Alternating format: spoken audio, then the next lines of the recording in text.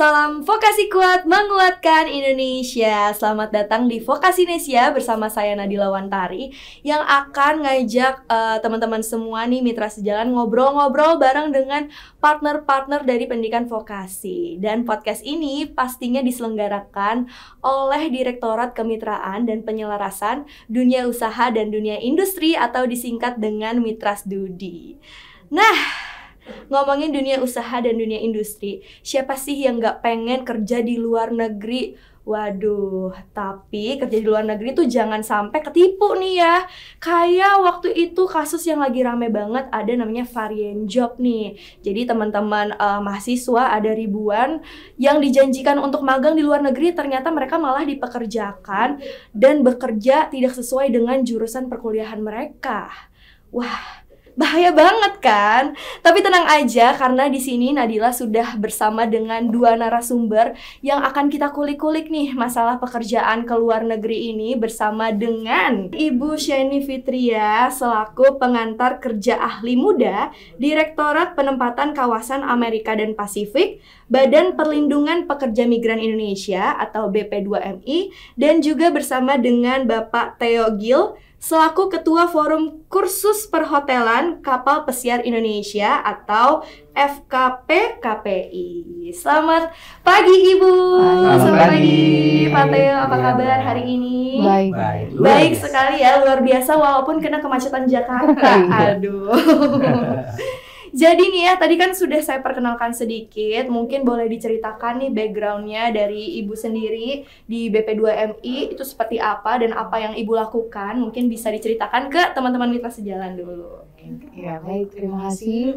Saya Sheni Fitriani, mewakili BP2MI, yang mana memang kita Badan Pelindungan Pekerja Migran Indonesia ini adalah mempunyai amanah melalui konstitusi undang-undang kita di 18 tahun 2017, bagaimana kita bisa memfasilitasi masyarakat kita untuk bekerja ke luar negeri secara prosedural seperti itu. Dan kemudian saya juga bertugas sekarang itu ada di Direktorat Penempatan Kawasan Amerika dan Pasifik. Di BP2MI itu kita juga memang mempunyai 3 kawasan, yang mana ada yang pertama di kawasan Asia dan Afrika, yang kedua kawasan Eropa dan Timur Tengah, serta yang terakhir kawasan Amerika dan Pasifik seperti itu. Oke, sedikit background singkat ya dari apa yang Ibu Sheni lakukan dan mungkin bisa diceritakan nih Pak Theo, apa sih yang ada panjang ya singkatannya ya, FKP-KPI. Ya.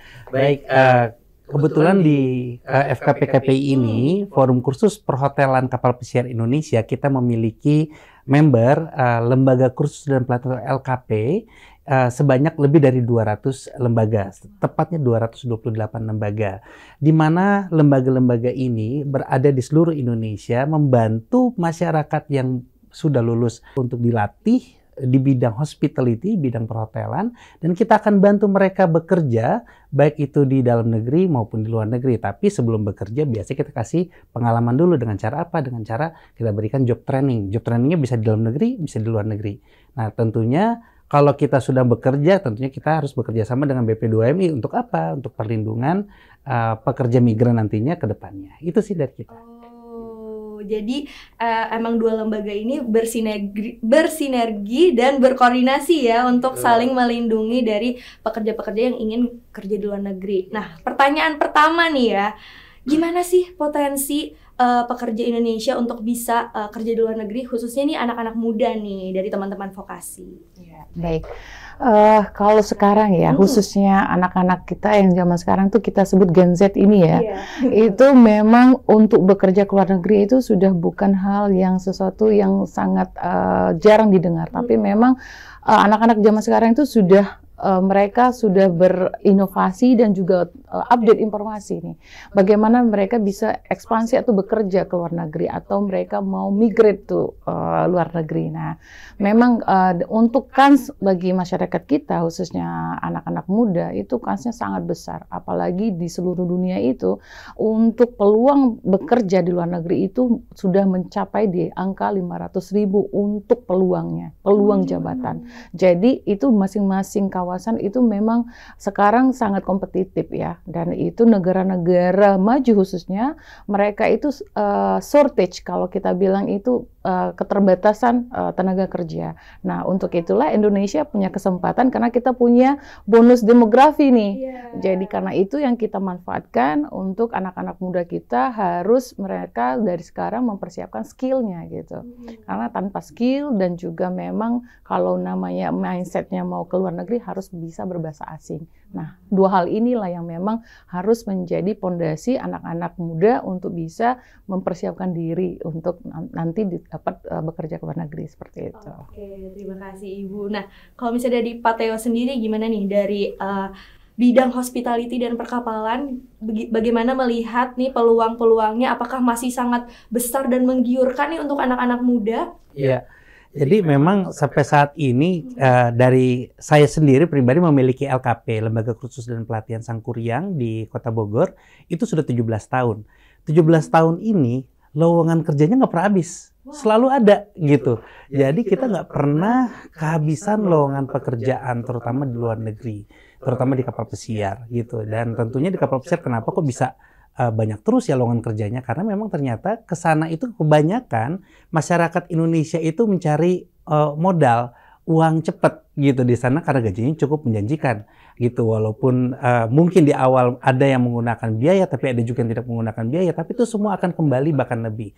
Jadi pendidikan LKP sendiri, Lembaga Kursus Pelatihan Perhotelan Kapal Pesiar sendiri di Indonesia ini sangat menarik sekali untuk dicoba, untuk diambil kesempatannya yang pengen cepat bekerja. Nah, itu juga merupakan peluang tentunya buat semua. Oke. Nah, balik lagi nih ke Ibu Sheni. Kira-kira peluang bekerja di luar negeri itu buat Ibu dan Bapak ya. Kira-kira tuh manfaatnya tuh apa sih dibandingkan kerja di sini gitu? Apa sih yang lebih menggiurkan dari bekerja di luar negeri? Ya, tadi yang disampaikan Pak Theo sendiri, salah satunya gaji ya. Karena bekerja di luar negeri mereka pasti mindsetnya tuh ingin mempunyai pendapatan yang besar. Nah, itulah kenapa mereka punya keinginan bekerja ke luar negeri, salah satunya itu. Namun tadi yang saya sampaikan itu harus dibarengin dengan memang skill dan juga memang bahasa. Nah, untuk itu memang kewajiban dari institusi yang menyiapkan, yang ada pendidikan vokasi untuk menyiapkan anak-anak muda untuk bisa siap, artinya siap bekerja. Jadi kalau slogannya itu ready to work. Jadi kalau ready to work itu benar-benar yang sudah kita tidak perlu mengupgrade lagi. Jadi sebelum peluang ada, itu kita sudah mempersiapkan. Sehingga kami dari sisi pemerintah itu sangat dipermudah oleh kementerian atau institusi terkait yang memang menyiapkan supply untuk anak-anak muda yang memang ready untuk sudah bekerja ke luar negeri seperti itu. Dan kansnya memang sangat cukup besar sekali. Jadi kalau ditanya peluangnya sangat besar. Apalagi kita punya negara kompetisi nih sekarang. Kita kompetitif banget dengan negara tetangga kita. Salah satunya Filipina dan Vietnam. Nah, ini kita harus lebih termotivasi ya Pak Theo ya. Karena kalau tidak kita ketinggalan. Mengapa? Negara-negara maju khususnya seperti contoh saja saya mencontohkan Amerika ataupun Kanada, itu kalau tanpa skill dan juga tanpa bahasa asing itu akan sulit masuk ke sana karena memang itu persyaratan. Jadi jangan juga menjadi momok bagi anak-anak muda karena bahasa asing itu sekarang sudah sangat menjadi bahasa kedua bagi anak-anak kita ya sekarang, generasi sekarang seperti itu. Jadi harus memang dipersiapkan sih dari sekarang. Ya. Nah, kalau dari Pak Theo sendiri nih, melihat potensi yang tadi dibilang cukup besar, kira-kira apa sih yang harus dimiliki nih untuk anak-anak muda, terutama teman-teman dari vokasi? Kira-kira skill apa sih yang bisa membuat mereka itu stand out dari saingan-saingan lainnya supaya mereka tuh bisa lebih mudah bekerja dan lebih cepat nih bekerjanya? Iya, saya bicaranya berdasarkan pengalaman pribadi ya. Kalau saya kan memang pernah bekerja di perhotelan kapal pesiar. Jadi dulu saya kuliah memang di kuliah tempat vokasi, ada namanya Sekolah Tinggi Pariwisata Bandung. Di sana itu saya diajarkan tentang diperkenalkan tentang negara-negara yang cukup menarik buat saya. Wah, bisa jalan-jalan, bisa lihat Amerika seperti apa, bisa ngelihat Alaska seperti apa, digaji lagi. Wah, itu merupakan sesuatu yang sangat menarik saat itu, dan akhirnya saya betul tadi disampaikan kita perlu ada bahasa Inggrisnya di LKP yang sekarang pun kita sudah masukkan kurikulum wajib itu untuk bahasa Inggris, dan mereka harus aktif, tidak bisa pasif. Nah, pada saat saya kerja di kapal pesiar itu yang pertama kali saya rasakan sampai di Amerika waktu itu, karena masuknya ke Amerika ya, benar-benar auranya berbeda. Di sana udaranya, menurut saya ya, udaranya lebih bersih gitu. Terus kemudian makanannya sehat-sehat. Dan itu menurut saya dengan hanya ambil pendidikan saja di LKP itu bisa membawa mereka bisa sampai ke luar negeri. Simple sebenarnya, hanya punya kemauan, kedua bahasa Inggrisnya bisa, pengalaman nanti dibantu sama LKP, pasti bisa kerja di kapal pesiar. Oke. Jadi nggak cuma skill tapi juga punya mental pekerja keras. Betul, ya pastinya. Nah, kira-kira apa sih punya tips gak sih Ibu dan Bapak nih, kira-kira kan kita udah belajar nih mungkin ya teman-teman vokasi, belajar tentang hospitality dan segala macamnya, tapi kira-kira apa sih skill-skill yang tidak dipelajari di sekolah tapi harus dimiliki nih kalau kita mau siap untuk bekerja di luar negeri? Iya, seperti yang mungkin saya sampaikan sebelumnya bahwa memang kementerian ataupun institusi terkait baik itu penyedia supply ini memang mereka harus update terkait standar kualifikasi dari negara-negara yang dituju. Misalnya, kalau kawasan Amerika sendiri, itu memang standar pendidikan harus mereka mempunyai standar tersendiri. Negara-negara maju itu kita tidak bisa intervensi untuk kualitas standarnya. Nah, untuk itu, Indonesia itu punya PR besar. Bagaimana menyediakan lembaga yang bisa menstandarisasi secara internasional sehingga anak-anak kita itu nggak drop mentalnya nih.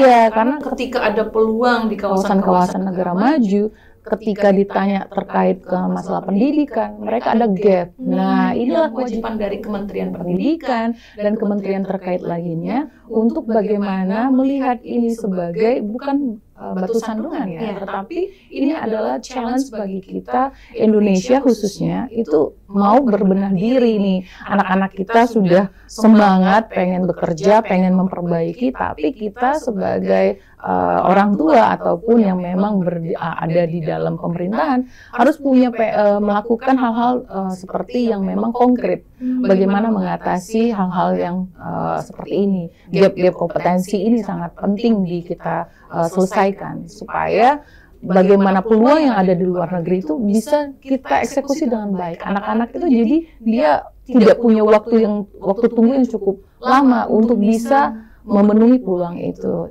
Ya kan Pak Theo, itu yang terjadi. Nah, sehingga kayak seperti Pak Theo itu ada LKP, itulah membantu pemerintah dalam hal penyiapan supply-nya sehingga skill-nya terpenuhi dengan kualitas standar yang memang disamakan yang dibutuhkan oleh negara penempatan dan juga bahasa asingnya. Kalau itu sudah ada dan memang ini ready, itu akan gampang kami selaku pemerintah untuk mendorong, memfasilitasi mereka untuk bisa bekerja ke luar negeri secara aman dan prosedural seperti itu. Iya, betul. Dan saya juga perlu mengingatkan buat teman-teman yang lulus SMK nanti, kalau memang pengen kerja di kapal pesiar, ada satu hal yang tidak bisa dipercepat, yaitu umur. Jadi memang kalau masuk ke Amerika itu ada standarnya, umur 21 tahun. Minimal ya. Minimal. Kalau kita bicara secara general, kerja di laut itu bisa di umur 18 tahun. Tetapi kalau yang bisa di bawah umur 21 itu hanya beberapa kapal pesiar saja yang tidak masuk negara Amerika. Sedangkan tempat wisata kebanyakan masuk Amerika. Kemarin kita pernah punya lulusan yang bekerja di kapal Costa di umur 19 tahun. Tapi dia nggak bisa masuk ke Amerika atau di kapal Asia. Karena di Amerika itu sangat strict dengan aturan pelayanan minuman beralkohol. Tidak boleh di bawah umur 21 tahun. Walaupun kita tidak melayani minuman beralkohol, tapi karena kita ada dalam perusahaan tersebut, kalau ketahuan sama imigrasi, perusahaannya pasti kena denda. Jadi kita memang kalau setelah ambil program 1 tahun deh di LKP setelah lulus SMK gitu ya, kerja dulu aja. kerja mungkin 2 tahun gitu ya, 2 tahun 3 tahun, kalau itu sudah terpenuhi, bahasa Inggrisnya sudah semakin lancar, pasti nanti kalau apply atau melamar ke izin kapal pesiar akan mudah diterima. Oke. Nah, kan tadi aku udah sempat singgung sedikit ya masalah tentang penipuan atau scam nih tentang kerja di luar negeri. Itu kan jadi satu hal yang termasuk tantangan juga ya bagi Indonesia. Nah, gimana nih dari BP2MI dan juga dari Bapak sendiri kira-kira punya tips atau enggak saran-saran nih untuk kami generasi muda yang pengen kerja di luar negeri untuk supaya tidak salah agent atau nggak ketipu, udah bayar puluhan juta mungkin kan, tapi malah ternyata di sana nggak jelas kerjaannya atau malah ternyata perusahaannya tidak ada. Jadi gimana sih caranya untuk kita tuh bisa bekerja di luar negeri dengan aman gitu? Baik, kalau anak-anak sekarang ya, memang mereka harus aware, harus peduli mana yang memang kategori itu tidak bisa dipertanggungjawabkan, mana yang memang bisa kita pertanggungjawabkan. Artinya seluruh informasi kalau mau anak-anak kita aman, mereka harus cari informasi yang memang sumbernya itu dipercaya. Salah satunya pemerintah. Kredibel ya? Kredibel, artinya seperti itu. Baik dari Kementerian Tenaga Kerja, khususnya juga BP2MI. Jadi dua institusi ini yang memang mempunyai tugas dan fungsi secara undang-undang untuk melakukan tugasnya untuk bagaimana memprovide atau memfasilitasi anak-anak kita untuk bisa bekerja, sehingga informasi apapun, baik ini kewajibannya bukan hanya saja dari dua institusi ini, tapi juga kewajiban dari seluruh institusi lainnya, baik itu dari Kemendikbud selaku yang menaungi pendidikan vokasi, harus memang bertanggung jawab juga memberikan informasi yang baik dan benar. Nah, hal-hal inilah yang memang kami selalu sosialisasikan, bahwa harus mendapatkan informasi yang jelas dan terpercaya. Artinya, pertama, hanya satu-satunya institusi yang memang memprovide atau mengirimkan atau memfasilitasi warga negara Indonesia yang bekerja itu melalui BP2MI selaku operator dari pemerintah atau pelaksana undang-undang melaksanakan. Dan sedangkan bagian dari regulatornya itu adalah Kementerian Tenaga Kerja. Dua institusi ini yang mempunyai wewenang dan menggandeng institusi lainnya. Yaitu banyak, salah satunya asosiasi dan lain sebagainya. Nah, itu bertanggung jawab untuk bagaimana mereka menyiapkan diri, sehingga informasi itu harus benar-benar mereka mau meng-cross check, jangan tertipu dengan sekarang kan sosial media itu sangat kita tidak bisa mengontrol informasi itu. Tapi adik-adik sekali lagi, edukasi itu, pendidikan itu penting, bukan hanya sebagai pendidikan secara teori, tapi mereka mau aware terhadap diri sendiri, mau meng-cross check. Berpikir kritis ya. Berpikir kritis. Jadi mau menanyakan, apakah ini informasi ini benar atau tidak. Nah, yang ini yang harus kita berikan informasi supaya anak-anak itu tidak gampang mereka sekarang tuh banyak banget scammer, banyak banget yang memang mafia yang memang bermain di ini, dan kita tidak bisa melakukan itu, mengurangi bisa, tetapi menghilangkan itu tidak. Nah, sehingga awareness itu datang dari anak-anak sendiri. Mereka mau belajar, mencari tahu informasi itu, mana informasi yang benar-benar itu benar, mana yang memang ini hanya seperti scam tadi, seperti itu. Boleh nanya nggak sih Bu, kira-kira gimana sih, atau nggak ada nggak sih website dari tadi mungkin lembaga-lembaga yang resmi atau agen-agen resmi, ada nggak sih listnya atau kayak daftar-daftar yang bisa kita langsung cari gitu? Iya, boleh. Kalau di tadi yang saya sampaikan, di Kementerian Tenaga Kerja itu ada di websitenya Siap Kerja. Itu semua institusi, perusahaan, ataupun lowongan ada di situ. Dan kemudian di BP2MI sendiri, itu ada di websitenya bp2mi.go.id. Di situ juga ada daftar perusahaan mana yang benar-benar legal untuk melakukan perekrutan, dan juga informasi peluang kerja yang terbuka. Jadi di dua institusi inilah informasi yang benar-benar verified verified karena ya. ini punya pemerintah. Jadi dan pastinya terlindungi juga karena seperti itu. Namun dari asosiasi ataupun lembaga lainnya tidak ditutup kemungkinan mereka juga mempromosikan mereka jika mereka ada peluang. Namun mereka akan berkoordinasi dengan dua institusi ini untuk bisa itu informasinya bisa dipertanggungjawabkan. Karena pada akhirnya muara untuk yang namanya status kita ingin bekerja ke luar negeri itu maka akan melalui dua pintu institusi ini seperti itu. Oke. Nah, kalau dari Pak Teo ada nggak nih tips-tipsnya buat anak-anak muda ini? Tipsnya simpel aja sih sebenarnya. Simpelnya gini, kalau masuk LKP nih, kita bicara masuk LKP lagi nih. LKP resmi ya? Resmi. LKP itu kan dia tidak menyalurkan kerja. LKP itu memberikan pendidikan, tetapi berkewajiban untuk membantu para lulusannya bekerja. Nah, para pembina LKP di sini pun selalu akan melakukan pengecekan cross-check. Lalu website-website nanti sudah disampaikan di Siap Kerja, BP2MI.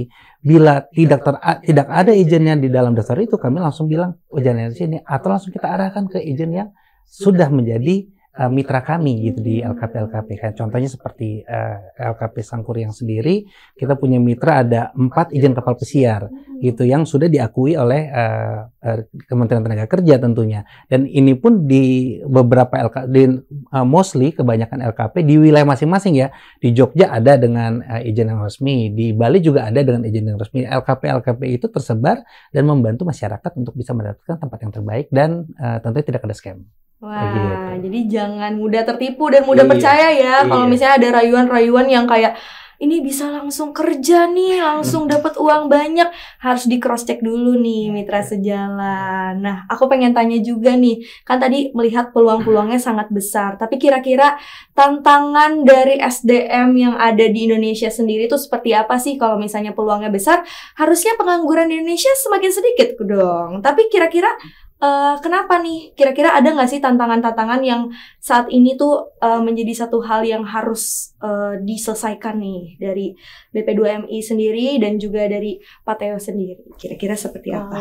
Untuk kami dari pemerintah ya, khususnya BP2MI itu sebagai fasilitator bagi orang-orang yang ingin bekerja ke luar negeri. Jadi memang kewajiban itu tidak bisa hanya di satu institusi. Jadi semua harus bergandengan tangan, baik Kementerian Pendidikan yang memang menaungi anak-anak untuk dari segi pendidikannya dan juga Kementerian Tenaga Kerja sebagai regulator dan BP2MI sebagai pelaksana dan juga menggandeng lembaga ataupun institusi atau asosiasi terkait vokasi, baik itu tadi yang disampaikan Pak Teo misalnya LKP, lembaga-lembaga lainnya.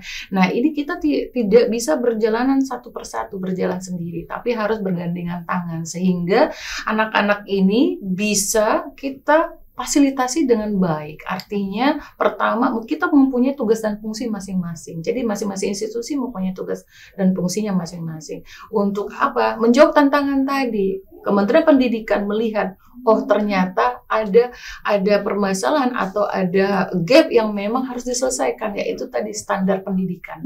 Jadi mau tidak mau Indonesia itu harus melihat, bukan berarti pendidikan kita tidak bagus, tetapi kalau untuk kita memang mindsetnya berpikir keluar, kita kan harus mengikuti negara di luar, bukan negara luar mengikuti kita. Nah, untuk itulah kita mau melihat itu kurikulum kita, pendidikan di Indonesia itu sudah bisa setara atau tidak. Pun kalau misalnya berbeda, bagaimana cara untuk mengecilkan atau menstandarkan atau menyamakan gap itu tadi. Nah, itu dari tugasnya Kementerian Pendidikan dan juga kementerian yang memang punya badan atau lembaga ataupun organisasi untuk terkait penyedia suplai seperti itu. Nah, dari kami akan memberikan seluas-luasnya informasi peluang yang benar-benar bisa di-provide, bisa difasilitasi dan anak-anak bisa bekerja dengan aman seperti itu.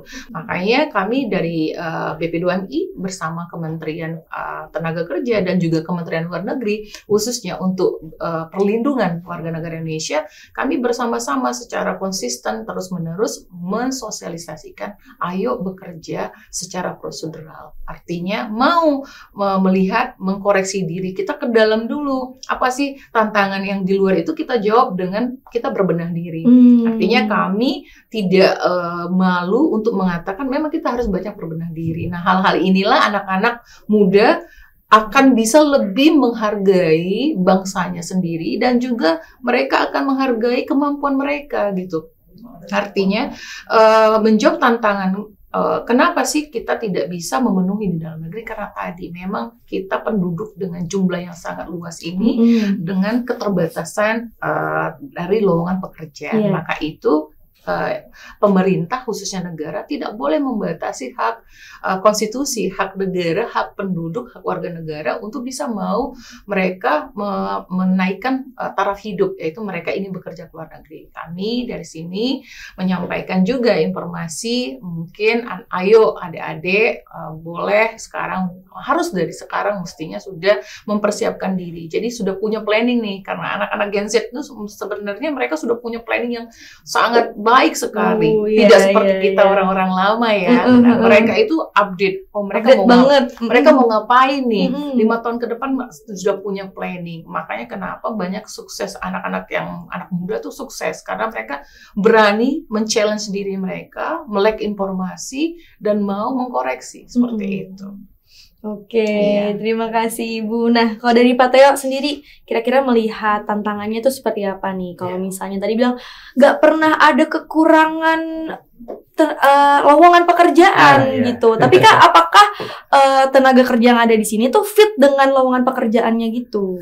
Iya, jadi kalau kita bicara lowongan pekerjaan yang mau diisi nih, sebenarnya teman-teman ini kerja sama dulu sama orang tua di rumah dulu nih, gitu. Kenapa? Karena harus ada izin nantinya. Oh iya, benar. Karena kalau misalnya kita keluar negeri, pasti waktu itu saya waktu keluar negeri itu ke kapal pesiar harus ada izin dari orang tua. Karena saya belum menikah ya. Jadi saya harus tanda tangan, padahal saya udah gede, udah umur 20 lebih gitu. Ternyata masih harus juga tanda tangan orang tua, karena memang ternyata bila ada apa-apa terjadi sesuatu bisa diinformasikan langsung kepada keluarga.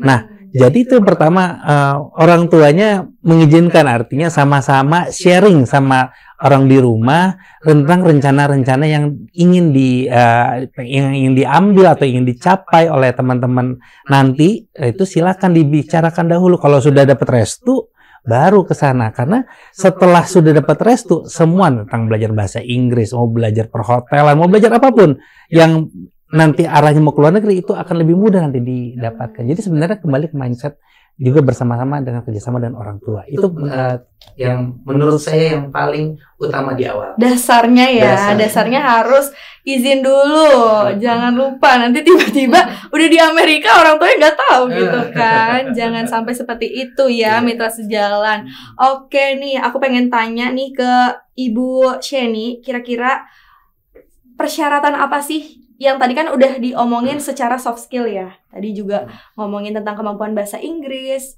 dan segala macamnya. Tapi kira-kira secara prosedural, kira-kira apa sih yang harus dipenuhi syarat-syaratnya untuk bisa kami bekerja di luar negeri? Ya, yang jelas memang masing-masing untuk bekerja ke luar negeri itu ada persyaratan yang diamanatkan undang-undang. Artinya memang mereka harus berusia di atas 18 tahun. Ya, itu yang pertama. Dan kedua, pendidikan. Jadi pendidikan itu sangat penting sekali karena memang untuk negara-negara, khususnya negara-negara maju, itu memang pendidikan sangat penting. Concernnya utama pendidikan. Baik itu pendidikan vokasi maupun juga pendidikan formal, artinya memang secara persyaratan yang ada di persyaratan undang-undang seperti itu. Namun untuk ada persyaratan lainnya sesuai prosedural pastinya banyak mengikuti ya, artinya mereka harus tidak punya catatan kriminal, itu pasti harus itu. Dan kemudian mereka juga memang tadi yang disampaikan Pak Teo harus ada izin-izinnya. Jadi ada berbagai persyaratan, salah satunya izin. Jadi izin orang tua ataupun izin dari suami, istri dan lain sebagainya itu harus terpenuhi. Dan kemudian sehat jasmani dan rohani. Itu penting sekali. Ini catatan kesehatan dari dokter mungkin ya. Bukan hanya dokter, tapi memang harus ada hasil psikologi. Oh. Jadi dia harus mengikuti tes psikologi, nanti dibuktikan dengan sertifikatnya apakah mereka layak untuk bisa bekerja.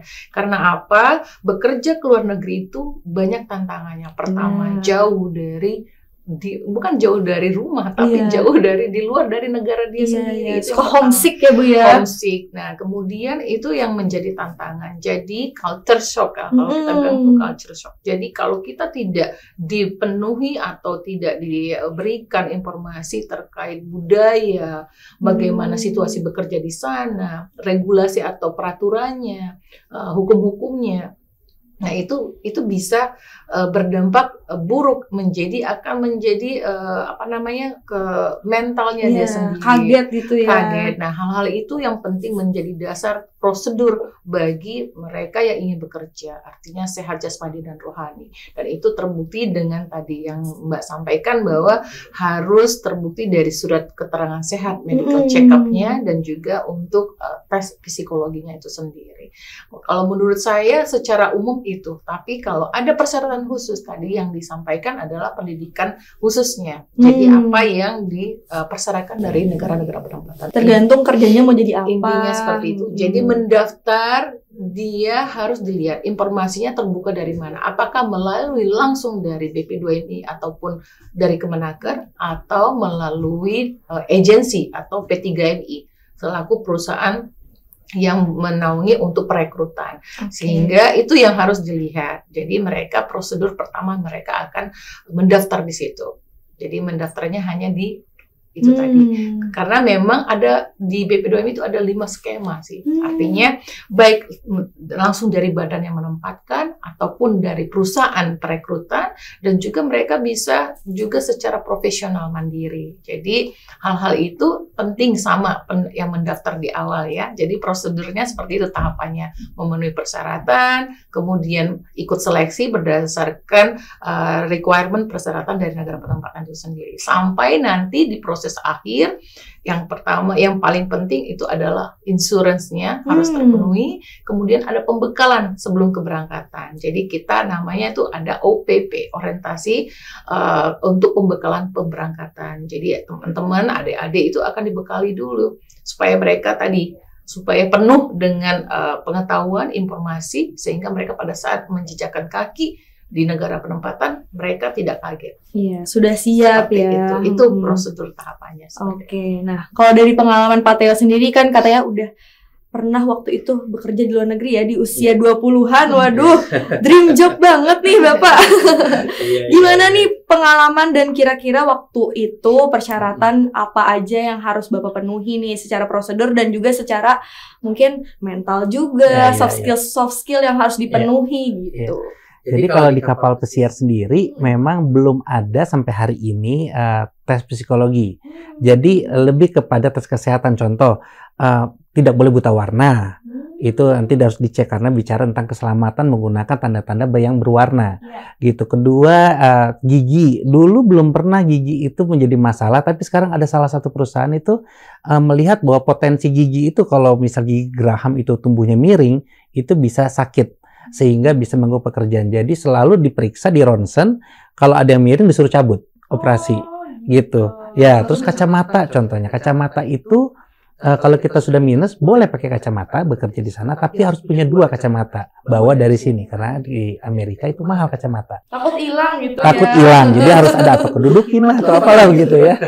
Seperti itu. Terus kemudian yang utama juga sebenarnya benar tadi seperti Bu Cindy sampaikan, latar belakang pendidikan. Jadi selalu akan lihat nih apakah sesuai nggak latar belakang pendidikannya dengan pekerjaan yang di apply gitu ya, yang dilamar. Kalau itu tidak sesuai selalu gagal di visa. Begitu. Nah, jadi itu yang mungkin juga perlu disampaikan. Selain itu juga biasanya kita juga tes ya yang namanya tes darah lengkap, terus kemudian segala macam tubuh kita akan dicek sampai kita tes nafas dan lain-lain. Merokok. Jadi saran saya sih sebenarnya kalau misalnya boleh saya sampaikan gitu, sebenarnya merokok itu berpotensi bisa ditolak pada saat tes kesehatan. Artinya suka ada risiko flek di paru-paru. Ya, artinya memang sebaiknya kita tidak merokok. Itu ya itu yang sebaiknya memang dipahami oleh teman-teman bahwa merokok itu bukan hanya larangan pemerintah, tapi ini bicara tentang masa depan gitu. Ya kalau pengaruh sekali gitu, sebaiknya memang dijaga kesehatan untuk tidak merokok. Itu sih.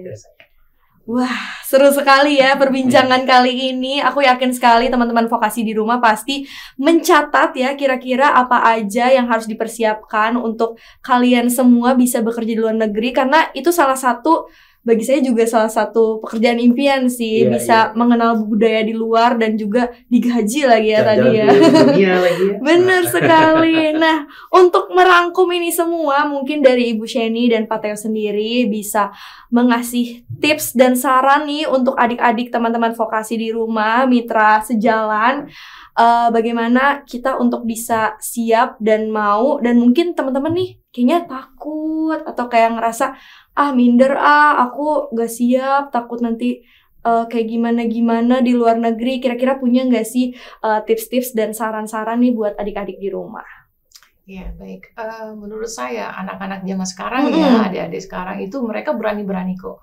Saya percaya karena selama saya melihat memfasilitasi anak-anak itu yang bekerja ke luar negeri, mereka itu memang pada umumnya mereka takut di awal. Tapi karena memang tadi ketika mereka diberikan pendidikan tambahan, baik pendidikan formal maupun vokasi, dan juga ditambah lagi pelatihan-pelatihan, mereka secara tidak langsung itu booster diri sendiri. Jadi confidence naik, percaya dirinya naik.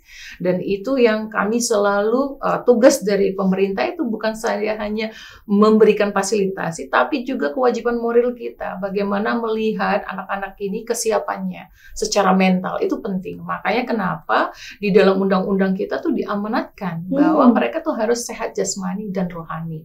Jadi memang itu yang harus mereka persiapkan. Tapi jangan takut karena apalagi sekarang itu semua informasi terbuka. Jadi tidak ada yang mereka harus takutkan karena semua informasi terbuka, baik dari segi perwakilan kita di negara-negara penempatan itu sangat sigap sekali bekerja sama kami dengan Kementerian Luar Negeri itu bagaimana anak-anak kita itu terlindungi dengan baik. Jadi khususnya kami mengarahkan, ayo kalau mau bekerja, pilihlah secara smart negara-negara yang memang perlindungannya sudah aman, terjamin. Ya. Artinya kita harus tahu negara-negara yang terjamin itu berarti negara yang sudah maju.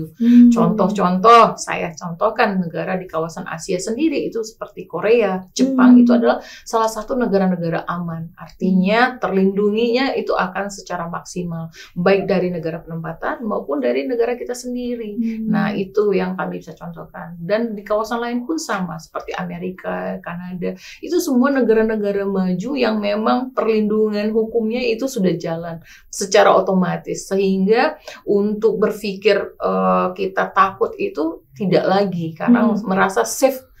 Negara-negara itu sudah melindungi. Maka kenapa anak-anak kita itu selalu kita berikan informasi untuk memberikan motivasi juga. Artinya ini bukan hanya sekedar mencari gaji besar. Betul. Banyak hal di balik itu, karena ada kewajiban moral kita selaku anak muda itu mewakili bangsa. Jadi ada secara tidak langsung ada emblem bahwa kamu adalah bangsa Indonesia, membawa harga martabat, harga diri kita bangsa Indonesia, sehingga memang itu yang kami selalu berikan, sehingga bagi adik-adik semua tidak perlu takut sekarang ya, informasi semua terbuka. Tadi yang disampaikan Pak Theo, mau dari jalur manapun, yang penting harus prosedural. Kalau kami itu yang ingin kami sampaikan. Silakan boleh memenuhi dirinya untuk pendidikannya, kemampuannya di lembaga manapun yang memang sudah terdaftar. Sudah resmi Sudah resmi. Namun kalau untuk bekerja balik lagi, ayo smart, kita harus lihat bekerja dan magang itu dua hal berbeda konteksnya. Jadi kalau magang itu masih dalam konteks pendidikan, belajar, maka itu secara perlindungan ketenagakerjaan itu pun berbeda. Dan ini yang harus dipahami. Makanya kenapa Kementerian Pendidikan selalu bekerja sama juga dengan Kementerian Tenaga Kerja dan BP2MI untuk mengedukasi. Jangan sampai salah juga nih dari lembaga pemerintah sendiri kalau tidak tahu bahwa bekerja dan magang itu dua hal yang berbeda. Sehingga adik-adik boleh untuk menambah pengalaman magang untuk bisa menambah pendidikan untuk pengalaman sendiri ya. Tapi kalau sudah mau profesional, maka mereka harus aware, oh kami harus bekerja ini statusnya. Maka ayo aware dengan status kita. Kalau status sebagai kita sebagai pekerja profesional mau bekerja sebagai prosedural seperti itu. Oke, sudah dilengkapi sekali ya dengan Ibu Sheni. Mungkin Pak Theo boleh sedikit menambahkan nih motivasi dari mantan pelayar juga ya di kapal pesiar ya. Iya, baik. Jadi untuk teman-teman vokasi yang bekerja dimanapun, pertama sih jangan minder. Saya sendiri lahir dari keluarga yang kalau cukup mungkin udah biasa. Ini saya berkekurangan dari orang susah. Waktu itu sampai saya bilang sama diri saya pengen ngebahagiain orang tua saya. Paling tidak minimal saya pengen kasih sebagian gaji saya buat orang tua saya. Sampai saya kuliah, saya masih dibiayain orang tua saya. Sampai saya bisa job training waktu itu PKL di Singapura, uang saku saya kasih ke orang tua rumah saya untuk beli TV. Karena nggak punya TV di rumah, gitu. Terus saya punya mimpi yang besar. Saya yakin kalau saya kerja di kapal pesiar saat itu, saya bisa memberikan yang terbaik buat orang tua saya. Jadi akhirnya terus sampai sekarang saya punya sekolah, punya lembaga kursus dan pelatihan, dan bisa membantu banyak orang. Jadi kuncinya adalah sebenarnya hanya tekad, kemauan yang kuat, jangan pernah nyerah gitu, karena kita pasti bisa mendapatkan apa yang kita inginkan. Itu dari saya. Wah, itu ya intinya ya, jangan minder, jangan menyerah, tapi juga harus tahu nih mana yang aman dan enggak. Oke, terima kasih Ibu Sheni, terima kasih Pak Theo atas informasi-informasi yang diberikan. Jangan lupa untuk dicatat ya adik-adik ya semuanya ya, karena informasinya ini pasti berguna banget nih buat teman-teman yang mungkin berminat untuk bekerja di luar negeri. Nah, tapi sayang sekali episode kali ini sudah habis di sini, padahal masih seru-seru banget. Saya juga pengen daftar ke LKP nih kayaknya ya. Baru panas. Iya. Tapi tenang aja Mitra Sejalan, karena podcast ini bakal tayang di episode-episode yang lainnya. Dan juga jangan lupa untuk pastikan follow sosial media kami di @mitrasdudi, karena banyak sekali informasi-informasi bermanfaat pastinya. Dan terima kasih sekali lagi ya untuk Ibu Sheni dan Pak Theo atas waktunya. Sampai ketemu lagi di episode-episode berikutnya. Salam vokasi kuat menguatkan Indonesia.